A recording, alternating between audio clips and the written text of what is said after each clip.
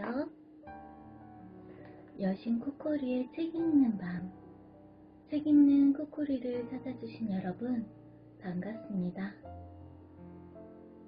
어제는 초저녁부터 잠이 너무 쏟아져서 일찍 잠이 드느라 영상을 올리지 못했어요. 오늘 새벽에 일찍 눈이 떠져서 모두 잠든 이른 시간에 따뜻한 커피 한 잔 마시면서 책 읽는 새벽으로 찾아왔어요. 오늘은 어제에 이어 자존감 수업 두 번째 시간입니다. 제 3장 자존감이 인간관계를 좌우한다.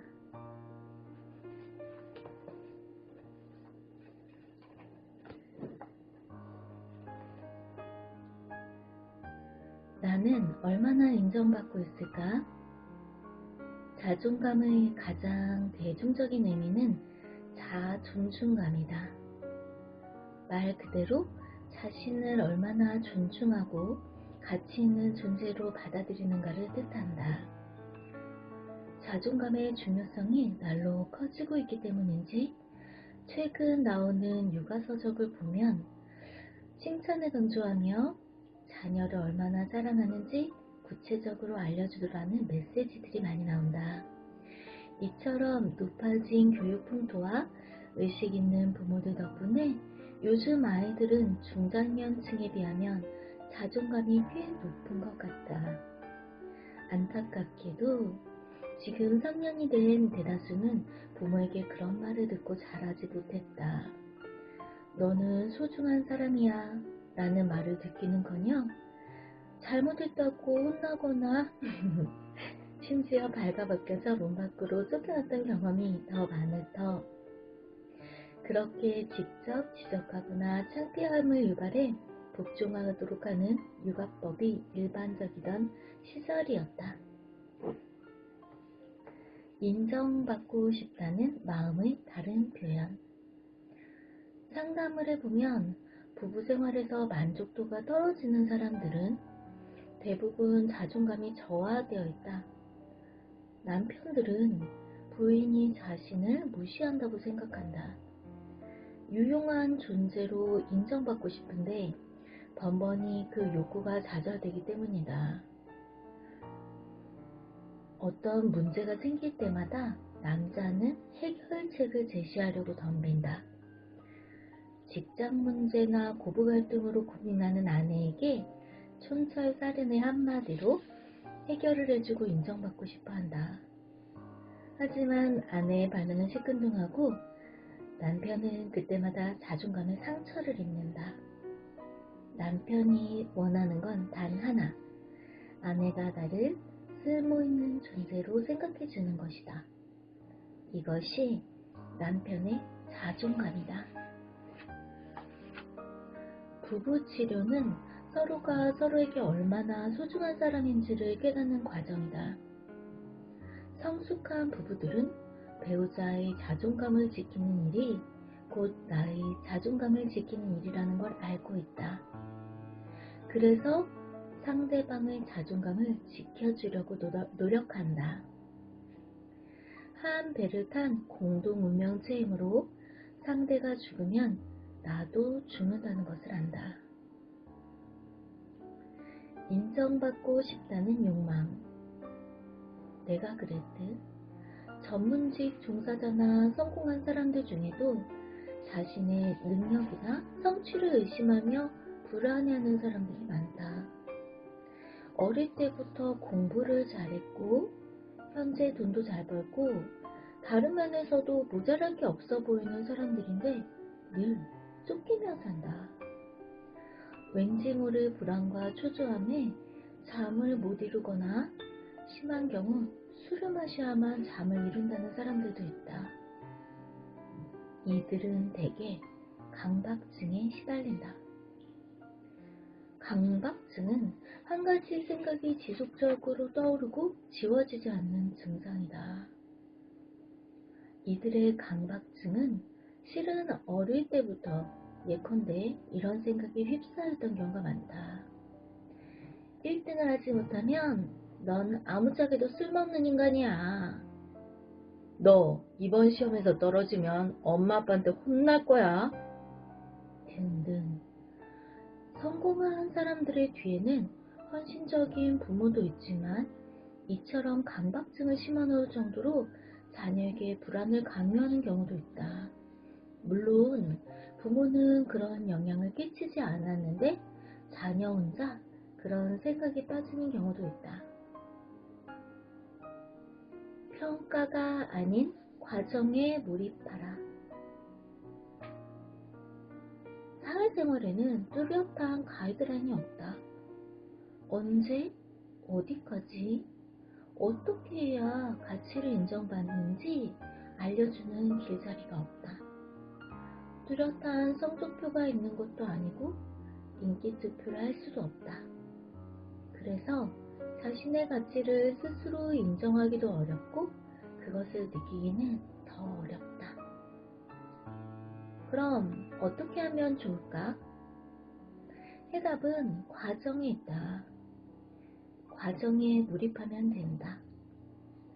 평가는 나중의 일이고 과정은 현재의 일이다. 과정에 집중한다는 건 결국 오늘 할 일에만 포커스를 맞추는 일이다.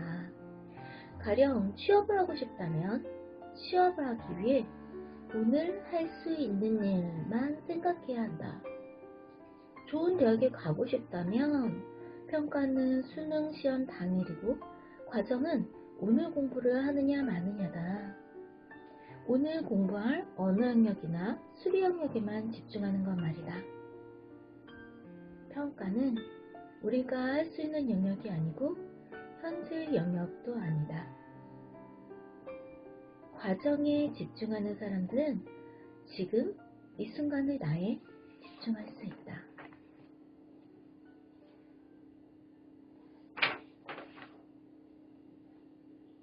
자존감을 깎아내리는 직업이 있다. 나는 내 직업에 만족한다. 어려서부터 하고 싶었던 일이고 남들도 부러워하는 직업이다. 물론 한국의 의료 현실을 생각하면 답답하기 짝이 없고 단지 의사라는 이유로 나쁜 사람 취급을 받으면 자존심이 많이 상한다. 하지만 이 일 말고 무슨 일을 하면 만족할 수 있을까? 선뜻 다른 답이 떠오르지 않는다. 이 일보다 딱히 윤리적인 일도 못 찾겠고 더 안정적인 직업도 못 찾겠으며 나와 더 잘 어울리는 일도 못 찾겠다. 아마 그래서 중간에 포기하지 않았던 것 같다. 물론 나도 평범한 사람이라 직업에 회의를 느낄 때도 많다. 일하는 동료는 좋은데 병원이 부도가 나버렸을 때도 있고 돈은 잘 버는데 다른 면에서 갈등이 생길 때도 있었다. 하지만 내가 그때 견딜 수 있던 건 직장과 직업이 엄연히 다르다는 사실을 알고 있었기 때문이었던 것 같다. 직장은 마음에 들지 않아도 직업은 좋아할 수 있다. 또 직업과 꿈도 다르다. 나는 직업이 의사지만 작가가 되는 꿈을 버린 적은 없다. 우리는 직업과 직장에 만족해야 안전하다는 느낌을 받는다. 자신이 원했던 대로 가고 있고 경제적인 안정감도 함께라면 더할 나위 없다. 하지만 요즘은 자존감이 떨어질 수밖에 없는 환경이 널려 있다.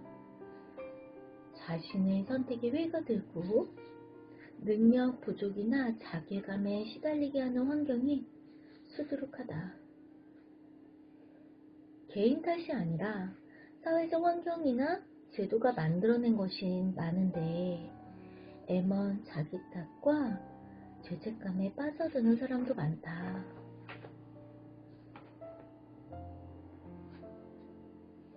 계약 결혼, 계약 커플, 계약직. 모두가 씁쓸한 여운을 남긴다. 직원은 직원인데 언제 계약이 해지될지 모르는 사람들.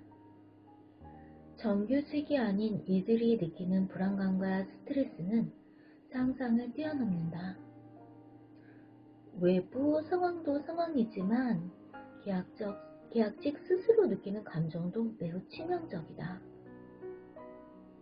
예컨대 어떤 일이 주어졌을 때 그 일이 원래 내게 주어진 일인지 계약직이라서 떠맡은 일인지 하는 의구심에 시달려야 한다. 제 아무리 강한 사람도 자괴감이 들 수밖에 없는 환경이다. 직장 만족도, 직업 만족도, 자기 만족도를 구분하라. 나는 직장인들이 직장과 직업, 꿈을 좀 더 명확하게 구분했으면 한다. 나처럼 직업에는 만족하지만 근무하는 직장에는 불만이 있을 수 있다. 반대로 직업은 별로지만 지금이라는 직장은 좋을 수도 있다. 그러나 직장과 인생은 분리해야 한다. 직장이 우리 삶의 전체가 아니다. 우리는 직장에 출근하기 위해서가 아니라 퇴근 이후의 삶을 위해 살아간다. 퇴근 이후의 삶도 엄연한 인생이고 주말도 중요하다. 가끔은 직장에서 떨어져 완전히 머리를 비워야 할 때도 있다. 나는 얼마나 쓸모있는 존재인가? 거액 복권에 당첨되거나 카지노 등에서 큰 돈을 딴 사람 중에는 우울증에 걸린 사람이 많다는 연구 결과가 있다. 돈이 많이 생겼다는 사실은 물론 기분 좋은 일이지만 행복감이 지속적인 자존감으로 이어지지 않고 오히려 예기치 않은 큰돈이 생긴 사람 중에 자존감이 떨어져 있는 사람들이 많다. 왜 그럴까? 자신의 존재감을 평가하는 기준 중에 나는 사회적으로 얼마나 쓸모있는 사람인가가 포함되기 때문이다. 자존감을 얻기 위해서는 자신이 사회에 필요한 존재라는 믿음이 있어야 한다. 가정, 국가, 나아가 세계라는 사회에서 말이다. 성장기의 부모님의 칭찬에 목마르거나 투표에 참가하고 나면 뿌듯한 것이 바로 이런 이유에서이다. 내가 없어도 잘 돌아가는 세상. 나의 대학 생활은 단체 생활이었다. 아침부터 강의실에 모여 앉아 수업을 듣고 나면 조별 실습과 실험이 기다리고 있었다. 늘 동기와 선후배, 교수님에 둘러싸여 혼자 있을 시간이 없었다. 그래서 방학이 되면 혼자 여행을 가곤 했다. 무작정 터미널에서 막차를 타고 가능한 한 먼 곳을 향했다. 한숨 자고 일어나면 울산이나 포항, 진주 같은 지방에서 아침을 맞았다. 낯선 도시를 돌아다니는 일은 자유로웠다. 정해진 목적지도 없이 또 다른 도시로 이동하는 여행이었고, 지방에 사는 친구를 잠깐 만나고 친척집에 들러 용돈을 받는 것 외엔 대부분의 시간을 혼자 보냈다. 마주치는 모든 사람들은 생전 처음 보는 이들이었다. 미워할 필요도 관심을 가질 필요도 없었다. 하루를 보내면 지친 마음에 다시 여유가 찾아오곤 했다. 그렇게 혼자 지내다 보면 며칠 뒤 좋아하는 사람들이 생각났다. 얘기 나누고 싶은 사람, 만나고 싶은 얼굴들이 하나둘씩 떠올랐다. 조금 더 시간이 지나면 나와 부대끼던 사람들도 생각이 났다. 나를 부러워하던 사람들, 비난하던 사람들, 이용하던 사람들도 생각났다. 모든 사람이 그립지는 않았지만 외로움이 깊어질수록 그들에 대한 반감도 조금씩 줄어들었다. 신기한 체험이었다. 사람들에게서 멀찍이 떨어져 있고 싶던 마음과 혼자라는 외로움이 엇비슷해질 정도가 되면 나는 어느새 서울로 향하고 있었다. 가끔은 여행지에 도착하자마자 서울로 올라오고 싶을 때도 있었다. 혼자 다니던 여행을 끝낸 건 외로움이나 사람들에 대한 그리움 때문이 아니었다. 조바심? 내가 없어져도 세상이 나를 찾지 않는다는 생각에 조금씩 조바심이 났다. 나 하나 없다고 세상이 발칵 뒤집히는 일 따위는 일어나지 않았다. 여행이 길어지면 길어질수록 나는 자유로워졌지만 그만큼 불안했다. 가끔은 나를 아랑곳하지 않고 평화롭게 돌아가는 세상에 마음이 서럽기까지 했다. 대학을 졸업하고 인턴을 거쳐 전문의가 되고 학자로서 치료자로서 살아가면서 조금씩 마음이 편해졌다. 나는 그것이 다른 이유 때문이 아니라 나를 찾는 사람들이 늘어난 데서 오는 안도감이라고 생각한다. 끊임없이 환자가 찾아오고 예정된 학회 발표와 강연이 줄을 서 있는 요즘에 만약 예전처럼 훌쩍 혼자 여행을 떠났다가는 아마 하루 만에 실종 신고가 들어갈 것이다. 사실 그건 참 흐뭇한 일이다. 성공은 사회적 가치를 획득하는 행위. 사회에서 얼마나 그 사람을 필요로 하는가를 살펴보면 그 사람의 성공 정도를 가늠할 수 있다. 물론 복권 당첨자도 어떤 면에서 성공한 사람이다. 하지만 그의 성공은 정확히 돈 하나에 한정된다. 그의 인격이나 가치와 전혀 상관이 없다. 회사의 사정이 중요한 이유도 마찬가지다. 직원 중 누군가 아프면 다른 이가 대신할 수 있다. 하지만 직급이 높거나 중요한 사람이 자리를 비우면 대체해야 할 사람이 줄어든다. 없으면 큰일 나는 사람, 도저히 대체할 사람이 없는 사람. 우리는 그를 성공한 사람이라고 부른다. 자존감에 문제가 생기면 나는 이 사회에 필요한 존재인가? 하는 질문이 고개를 든다. 입사 시험에서 연속으로 떨어지면 나를 필요로 하는 곳이 없다는 생각에 자존감이 흔들릴 수밖에 없다. 직장에서 비난을 듣거나 부모에게 못난 놈, 쓸모없는 놈 이런 말을 듣는 사람이 자존감이 샘솟을 리도 없다.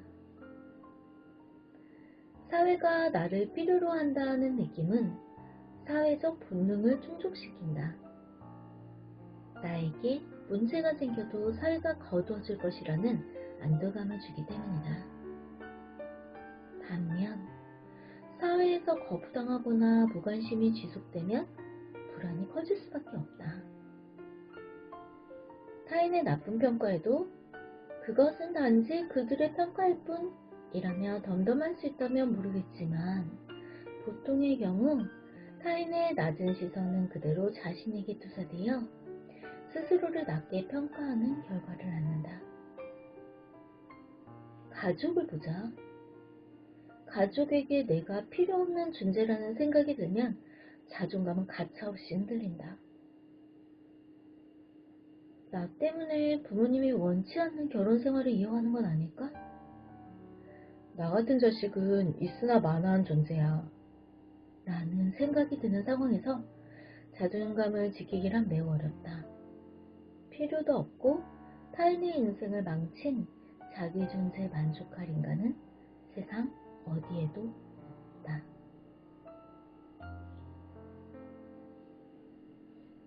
외도하는 사람의 심리.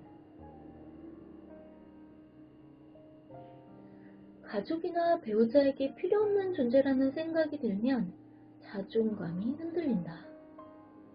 오랜 관찰 끝에 알게 된 사실 하나는 회사원으로서 꽤 괜찮은 나가 배우자에게는 전혀 인정을 받지 못한다는 것이다.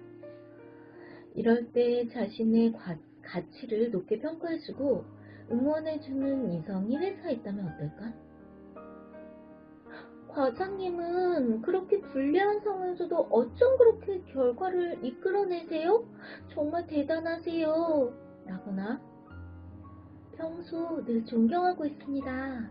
많이 가르쳐주세요.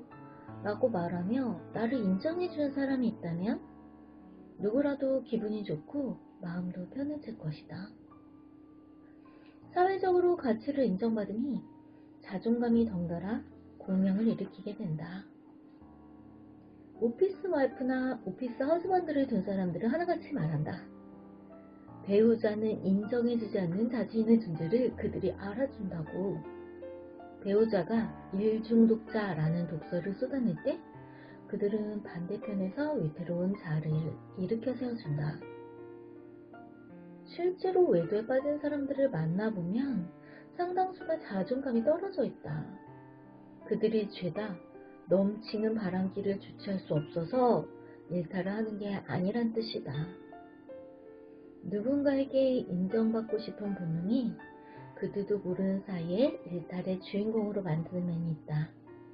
가족이 인정해주지 못한 자신의 가치를 밖에서 찾는 것이다.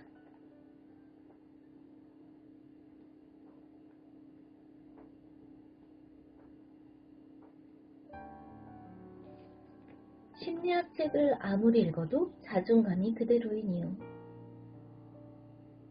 2년 전 할머니가 돌아가셨다는 연락을 받고 든 생각은 이걸로 나의 유년 시절도 끝이구나 였다. 나를 우리 손주 라고 불러주던 이가 세상에서 사라졌다는 뜻이기도 했다. 내게 할머니, 할아버지는 특별한 존재다. 성장하면서 수시로 자존감이 떨어지고 낙담할 일이 많았지만 그 순간을 버텨낸 것은 할아버지, 할머니가 있어서였다.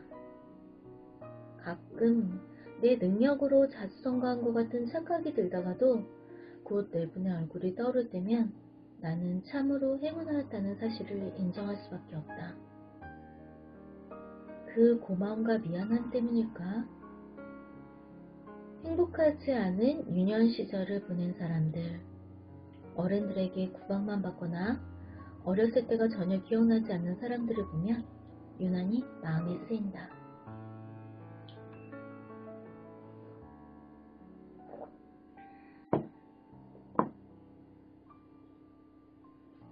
어린 시절의 기억이 상처로 남다. 위기의 주부들이라는 미국 드라마에 브리라는 여성이 나온다. 의사와 결혼해 한적한 마을에 사는 부족할 것 없어 보이는 주부다.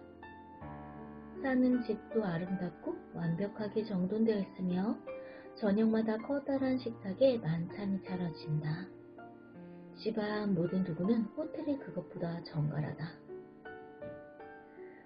그런데 정작 그녀의 가족들은 행복하지 않다. 남편과 자녀는 애정 결핍에 시달린다.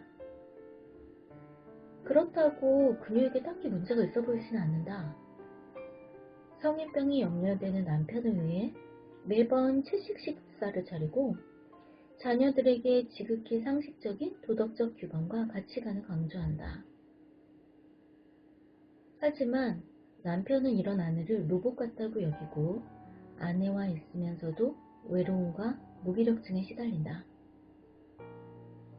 중학생인 딸은 부모에게 받지 못한 사랑을 교사와의 성관계를 통해 얻으려고 한다.